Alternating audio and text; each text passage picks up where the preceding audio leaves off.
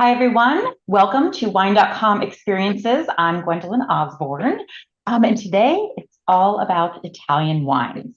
And this tasting is brought to you through our partnership with the IPA, the Italian trade agency, and their Italian wine marketing initiatives with Wine.com. So today we have a theme, and the theme is hard to pronounce, easy to love, which I think is very classic Italy, because the country is home to just a myriad of indigenous grape varieties that are just uniquely suited for the region in which they grow. And this means there are a wide variety of incredible wines out there that may be hard to pronounce, but are absolutely delicious to drink and enjoy. So the three wines we're tasting, and bear with me because it is the hard to pronounce theme. The three wines we're tasting are the Umani Ranchi Casal di Serra Verdicchio, the Vieti Dolcetto d'Alba Trevigna, and the Mastro Berardino Ridimore Aglianico. So these are the three wines. Very excited, though. So just that was a lot. So the grapes we will be having are the Verdicchio, the Dolcetto, and then Aglianico. So let us introduce our guests who are here to speak more about these wines. We have Michele Bernetti, who is owner of Umani Ranchi, and Eugenio Palumbo, who's winemaker at Vieti, and Piero Mastro Berardino, owner of Mastro Berardino. So welcome, and thank you all so much for being here. How are you doing? My pronunciation was okay? Yes? Buongiorno a tutti. Not too bad? Okay. I'm much better at drinking all of these wines than speaking of them. So, but I appreciate you all being here. I'm excited to taste these wines with you and kind of hear about the history of your wineries and just the grapes and the regions and what makes them so unique and fantastic to have on our table. So we are going to start with the Verdicchio.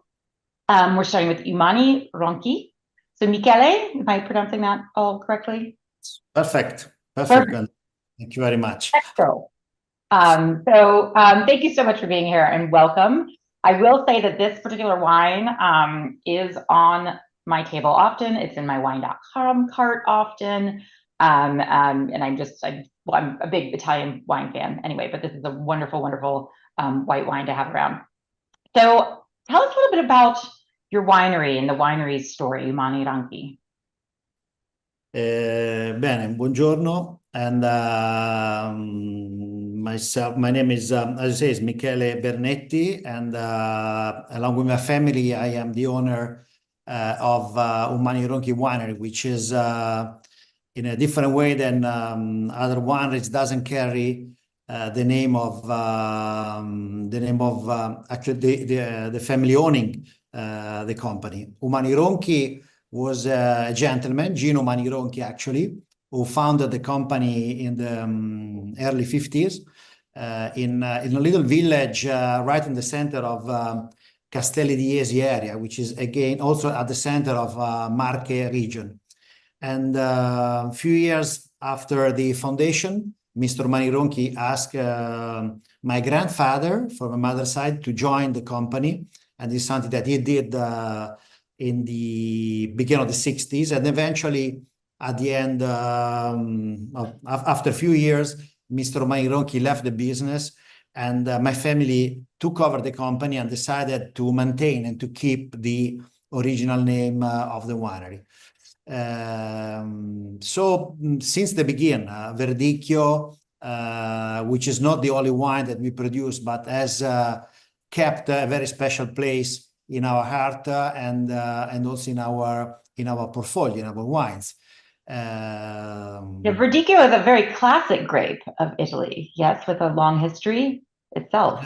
It's a very, very classic white wine that has an interesting history because probably originated, actually came from the north of Italy. In fact, one of the possible stories, that there is no certainty, sometimes about the history of the grapes or the varietals, but probably the varietal arrived here taken from the very north of Italy at the end of probably the year around the beginning of the year 1000. And that was brought by some people that were colonizing the Marche area that was very wild. There were not much agriculture, and in fact, actually, they were coming from the corner between Lombardy and Veneto, where the same grape is cultivated for the production of Lugana, which is actually produced with the same under the same grape. Verdicchio here found a very, very special place and became one of the most classic white grapes of Italy, as you mentioned before. Yes, and especially in the Marche region and in Castelli di Jesi is what you're talking. You were saying is kind of that classic region in the Marche. What makes it so well suited for Verdicchio? But probably is the combination of, in some ways, the proximity, I would say, because at the end we talk about 20, 30 kilometers from the coast, from the Adriatic Sea. And at the same time, we are halfway to the Apennines, which are the mountain chains that is going from north to south, that is basically going across the Italian peninsula, the Italian boot. And probably this special situation, located in a very hilly area, consider that only 3% of the territory in my region is characterized by flat areas. The remaining is mountains or mostly hills. So this special condition created a very positive environment for a classic white grapes like Verdicchio. Verdicchio is not too aromatic on the nose, is more bright, but very, very bright on the palate. And this is very typical of the character of this wine that are cultivated in these kind of areas. Okay, well, now that we're talking about the aromas and the palate, I feel like we should taste the wine.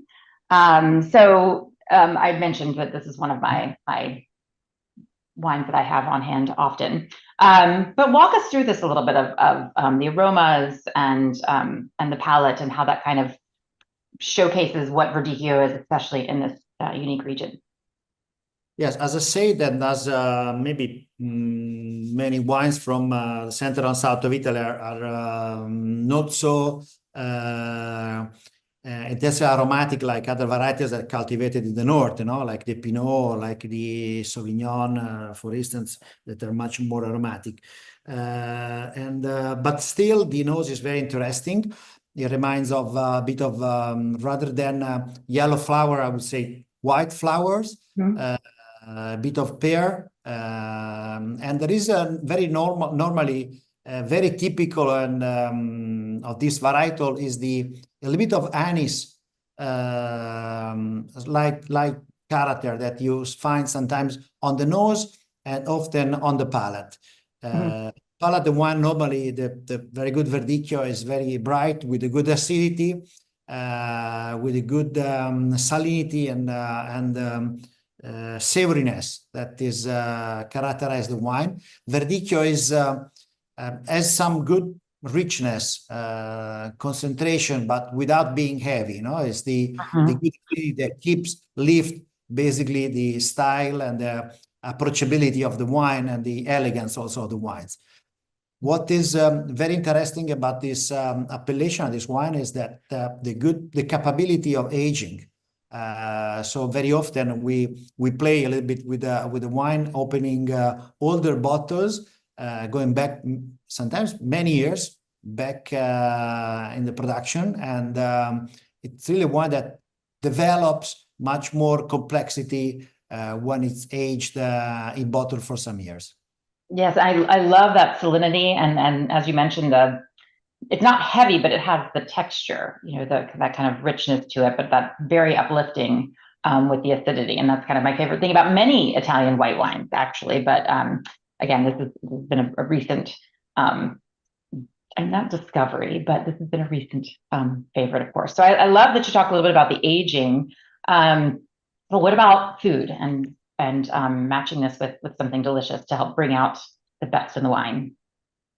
In particular, with Casal di Serra, we've been focusing on bringing out this, like we said before, this elegance, this slightly salinity, and this I think makes the wine very approachable. Also, this wine very approachable with food.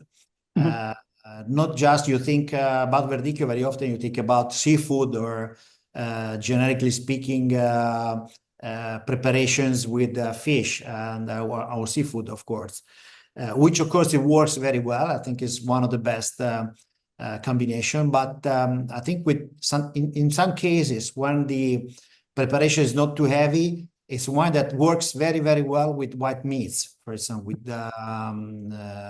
chicken, for instance, we have some preparation where the chicken is cooked in tomatoes and also the use of verdicchio, of white wine, in the cooking. And this is a perfect combination with this style of wine, which I think is not to focus just on the what is probably more obvious, but also to try something different. And this is a wine that keeps other matching a bit less obvious.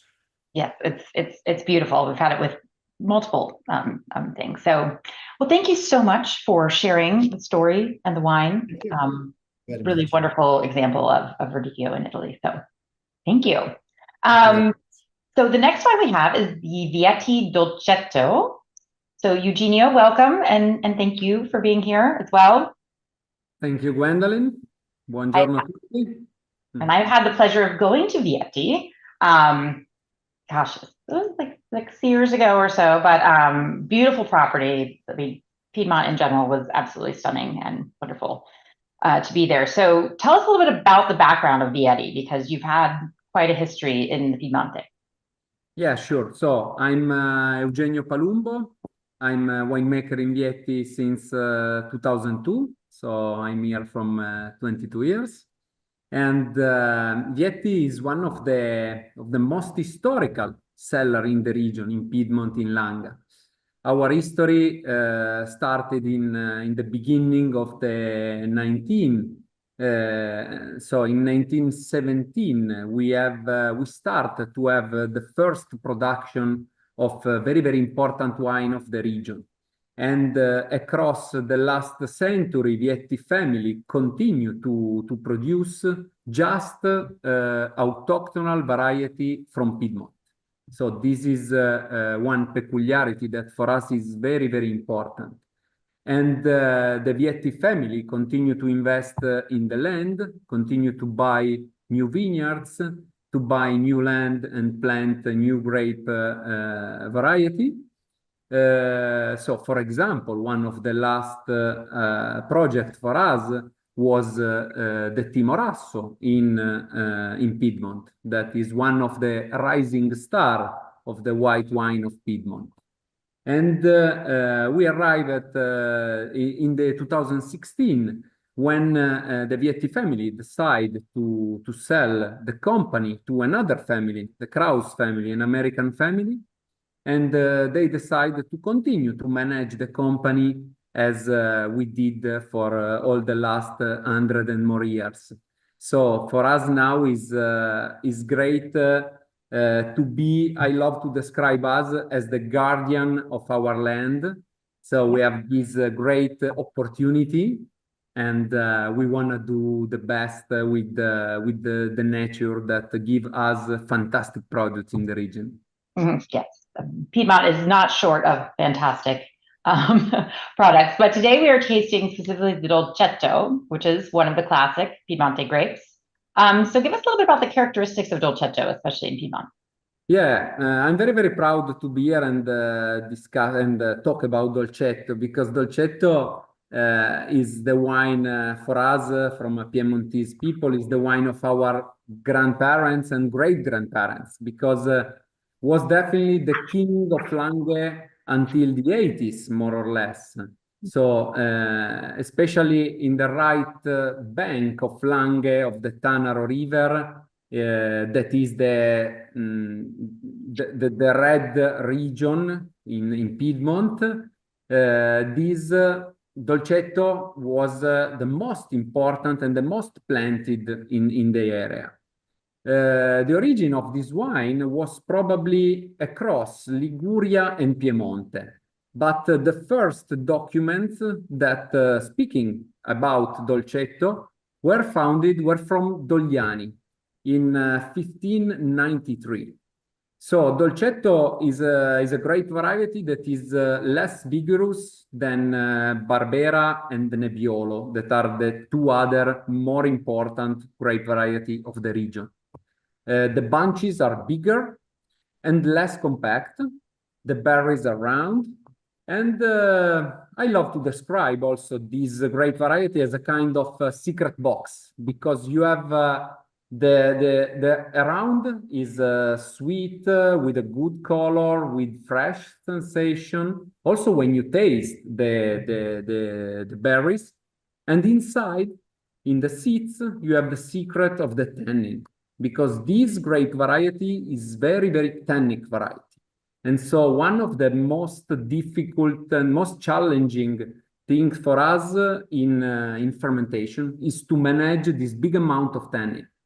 So we need to do in Vietti, we love to do this, we love to do fermentation shorter with a good extraction in the beginning of the fermentation, and then to extract all the flavors, the fresh flavors that are very, very connected to the fruit.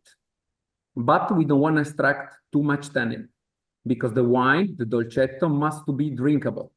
You know, the name in Italian mean sweet. Yeah, little sweet one, right? Like little sweet one, yeah.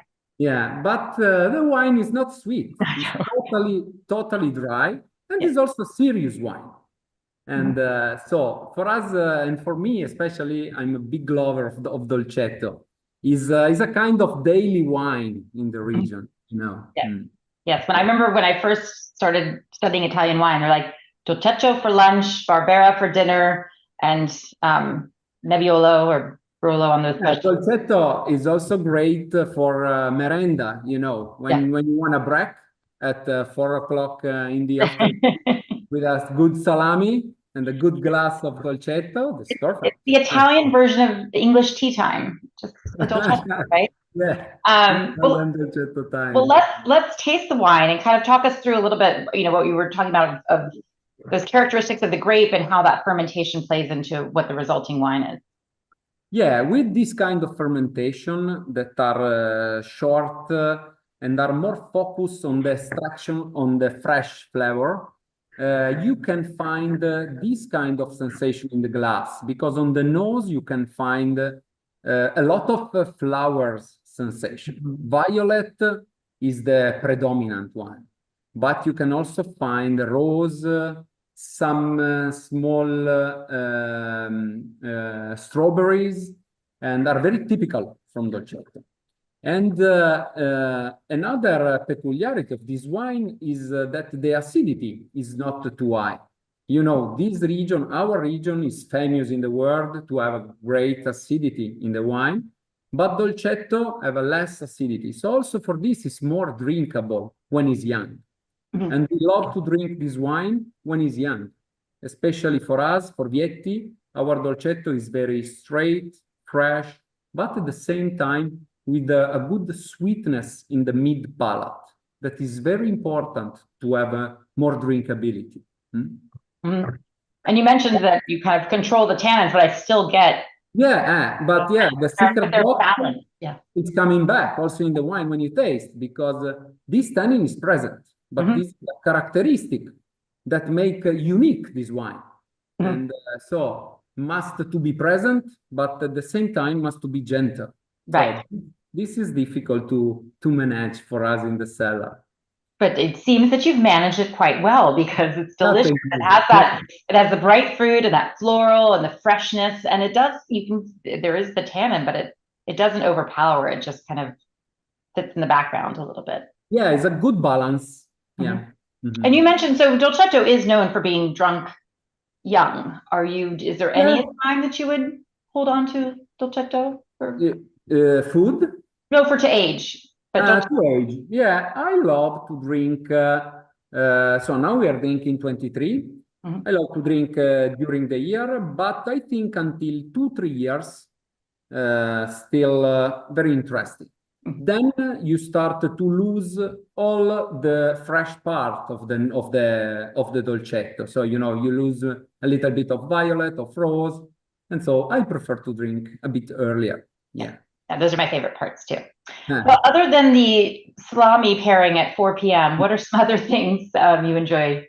Yeah, we have two pairing, two match that are very interesting. One is more traditional in the region because after harvest for us in the region is very traditional to have a big party with a lot of friends with bagna cauda. You know bagna cauda, that is one of our most famous dish and very, as I can explain, dish, very rustic dish because it's made by just anchovies, oil, and garlic. Oh, wow. Yeah, it's a kind of sauce. Mhm. And we eat a lot of vegetable with this sauce. And we love to drink the new dolcetto. So these dinner are usually in mid-November. Mhm. So you go on the tank and you take a bottle from the tank and you share with your friends. And this is a great moment, a great food pairing. But the most serious food pairing for me is, for example, our vitello tonnato. You know, the sliced beef with this special mayonnaise that is with the tuna and the anchovies. This tannin that is in the dolcetto is very helpful to clean your mouth to this mayonnaise that is intense, is strong, is a bit fat also. Mhm. So this is a good pairing. Yeah. Yeah, and with the meat, the tannins in the meat balance. Yeah, sure. Yeah, Great. the meat too. Yeah. Well, this is a beautiful wine. I enjoy the Dolcetto, the Vietti, and the Barbera as well. Those are just some of our favorites. So thank you so much for sharing Grazie. the wine. Grazie. Grazie mille. So our last wine comes from the Campania region in Italy. Piero, welcome and thank you for being here. Hi. Hi. There we are in Campania. So tell us about a little bit about your family's history in Campania. Most of Yes. Yes, my family history dates back to the beginning of 1700s. It's a 3 centuries wine family. It was founded in 1700, around 1700s, 10 generations before me. And it's always been owned and run by the same family in the same wine region, in the same house where I'm now currently. And yeah, we have here a very interesting family museum covering all these 3 centuries with all original papers of the family, describing all the history of these pioneers opening markets and starting, defending this idea of the traditional viticulture, because this family, probably the most important characteristic of this family history is the fact that they have been the whole time as guardians of the viticulture of this region. This region has always been considered a goal, kind of a target for the dominators coming from abroad. We have had French, we got Spanish, we got so many different dominations here. Also the barbarians, of course, but we have had the Greeks before, and then we've got the Romans as well. So Campania, that was called by the Latins Campania Felix due to the fertility of this territory. You know that Campania is the region where Mediterranean diet was born, with all the ingredients that come from this beautiful, fertile area. So Campania Felix was a goal for all the Roman emperors. All of them had their villas, their houses here, and even the men of culture of 1700s, Voltaire and Goethe, they all used to spend their vacation in the region. Particularly after the arrival of Carlo III of the Borboni family from Spain, who was a great innovator and was the first king of Napoli. Carlo III of Borboni from Spain became Carlo I of Napoli, founding the reign of Napoli that then became the reign of the two Sicilies. And the Borboni, under the Borboni, my family started developing the business in agriculture, investing a lot in increasing the patrimony of the family and buying many different estates in the region. some of them are still there because, one of the properties that we have that is just 10 minutes drive from the wineries in Santo Stefano was bought in 1735. So, it's a long story of deep investment, but also have a very strong relationship with the territory by his family. And then the Borboni was a long period, 1735 all the way to 1860. In 1861, we got the unification of Italy under the Savoia family. And in this period, when we have the unification of Italy under the Savoia, my great-grandfather, Angelo Mastro Berardino, who was a knight of the King of Italy at that time, had this vision of opening the markets. So he started exporting these wines to Europe, France, Belgium, that were important markets at the time. Remember that in this period, we have phylloxera attacking French vineyards. So it was a huge opportunity for some Italian producers that were pioneers. They started opening those markets.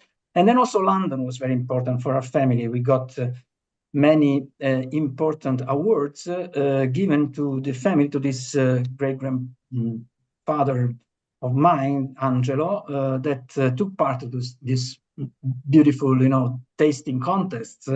And from there, he then moved to North America and made a headquarters of the family in New York and started selling the wines to US and Canada. So we got a lot of letters, describing these travels during which these pioneers, used to go around with, with the samples and making people taste the wines and introducing, these wines from Irpinia, from this small piece of land in the middle of nowhere that is, the middle of the Appennini mountain chain that Michele mentioned before. So we are in the mountains. So even if Campania is very well known for the coast, for, of course, Capri, Positano, Amalfi, and so on, we are in the mountains. We are from the barbarian side of the region and from the very cold part of the region. We got snow. We are the last wine region to harvest compared to any other wine region in Italy. Aglianico, that is the grape that we are discussing today, is harvested in the last days of October, many times beginning of November. So it's very late. Yeah, it is very late. It is very late. And Aglianico is probably the most highly regarded red grape of southern Italy. Tell us a little bit about grape. It's a grape that we consider a monarch of our viticulture. First of all, because it's very hard to pronounce. As my family name, Mastro Berardino, the same happens with Aglianico. It is AGL, so you have to, sometimes to educate people to try to pronounce it properly. Aglianico is very complicated, but also very fascinating, because Aglianico has an important patrimony of tannins in the skins. So you can have so many different strategies of winemaking approaching to this grape in order to get different results, outcomes. So we go from the very famous expression of Aglianico, that is Taurasi di OCG for the very long aging that lasts 1 century and is still evolving.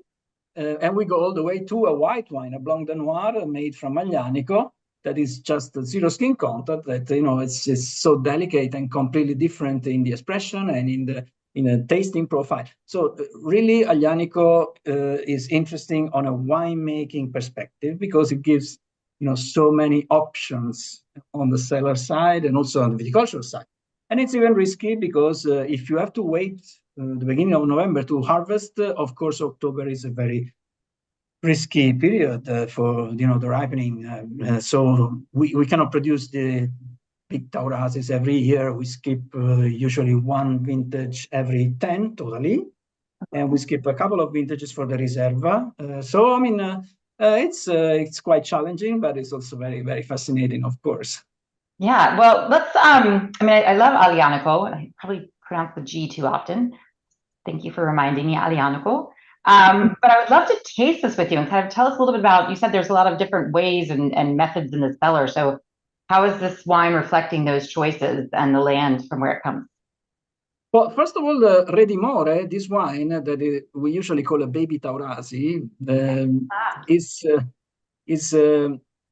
it was born not as a wine, but as a research plan, because Redimore is a research project based on the clonal selection of ancient biotypes of Aglianico dating back before the phylloxera attack. You have to remember that in our region, phylloxera arrived very late compared to France and Piedmont. So we had the phylloxera in the 30s of last centuries, so about 30 years, 40 years later than France. And this means that we still have a patrimony of vineyards that are before the phylloxera attack. So they are the original structure, even genetically structure of the grape varietal. And my father, during the last decades of his life, he passed away in 2014. He was, a little concerned about the fact that, after the war, with all the evolution of the after phylloxera plants of propagation of this genetic material, some of the original characters of Aglianico were being diluted. So he said, you have to go back in research to the pre-phylloxera clones, biotypes. So we made a choice of these ancient vines, and we made a study on 30 different biotypes. At the end, we had just one that was registered by the government under the name of my father, because it was a tribute that we wanted to give to Antonio Mastroberardino. So we have an Aglianico Antonio Mastroberardino. That is the clone that has been replanted in the vineyard Redimore. Redimore is a single vineyard. So it's the first wine that is produced 100% by this ancient new clone of Aglianico. And we call it a baby Taurasi because we have a little softer approach to the maceration. So it's not as long and deep as we do for the Taurasi, DOCG. This is an Irpinia DOC Aglianico. Then after maceration, we got a little shorter period of aging. So we keep a little more of the freshness. And the main difference concerning this clone is this little milder, a little softer and rounder tasting profile. We got a nose and also the palate that has this beautiful delicacy. So even having the personality that is typical of Aglianico, we still have a beautiful drinkability. And this makes this wine much more versatile, even in terms of food pairing, of course, because Aglianico, usually you think of Aglianico pairing with the big brasados and things like this. But when you've got a wine that has this nice delicacy with a little touch of the small red berries in melange with the darker berries, you're not obliged to go on the big meat courses. You can enjoy even, porcini mushroom soups that I love, the truffles of the region. But sometimes we have beautiful mozzarella di bufala that is quite fat. And with a wine like this, can pair perfectly. And also I love to use, the Caciocavallo cheese with not too much seasoning, so not too old. A little younger is even perfect with this wine. So, this kind of versatility is also a good way to open, the mind of the consumers toward Aglianico, to understand that, Aglianico with its versatility can be a great ambassador for the ancient wines from ancient grapes of the country. Yes, this is a little bit, I guess, softer than sometimes some of the Aglianicos I have. It kind of is it is very welcoming. It's not too much of a big punch out there. And when you're talking about all these cheeses too, I'm like, yes, I want to have cheese with this right now. But I love that because I get the tannins, I get the rustic, but it's, again, the softer, gentle approach to it. So what about for this wine? And I know Taurasi, but for this wine, how long, when is your favorite time to drink this wine?